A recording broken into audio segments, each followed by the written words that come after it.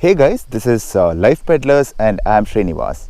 For the past 9 months, we are talking about pandemic so much that it has become the new normal. Pandemic means an epidemic which is occurring worldwide or over a large area, crossing international borders and affecting large number of people. While the recent pandemic COVID-19 has taught us the importance of hygiene, health, eating right, being fit, etc., there has been a pandemic which is lurking around us for a long time now, whose victims have been in millions and rising. But unfortunately, the society, the media, the government, and me and you have been too shy to come out and talk about it.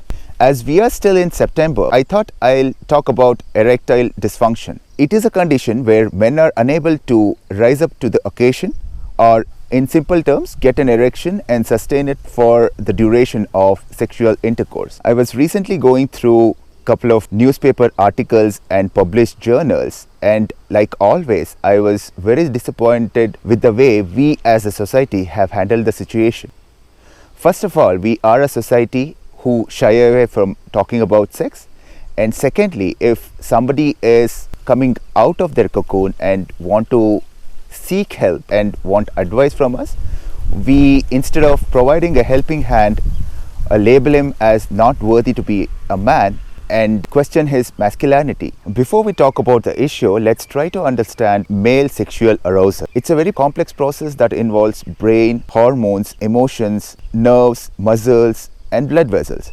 And any of these not working in sync would cause an erectile dysfunction. So it becomes very important to talk about and address these issues, because the victims of this particular pandemic, unlike any other pandemic, will go through physical, psychological, and emotional trauma. And in many cases, they even lose their self-confidence. Because of not having the self-confidence, they usually try to avoid sex, which in turn results in their partners believing they might be having an affair, or worse, they even have assumed that they are not attractive or they are not good enough anymore. What is more alarming is, out of 400 people who had complained of erectile dysfunction, 100 of them, which is 25% of them, were below 20 years. Another daily has gone to the extent of calling India as the erectile dysfunction capital of the world. If you probe a little further, along with n number of other reasons like smoking, stress, etc., there are two common elements which I came across in almost all the articles, which was diabetes and obesity, which speaks a lot about what goes into our body. There are again n number of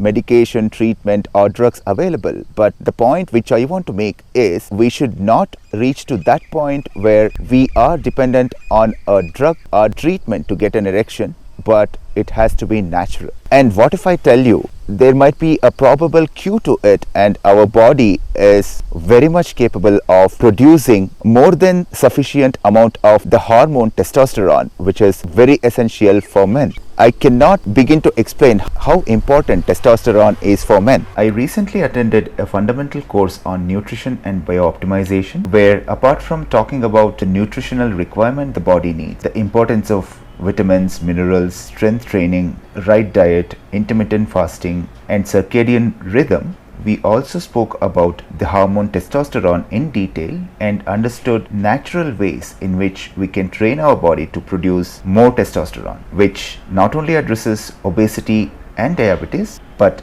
also erectile dysfunction. All we have to do is tweak or change the lifestyle choices we have made so far. If you are interested to know more about the course, the link to the guys who conduct the online training is there in the description below.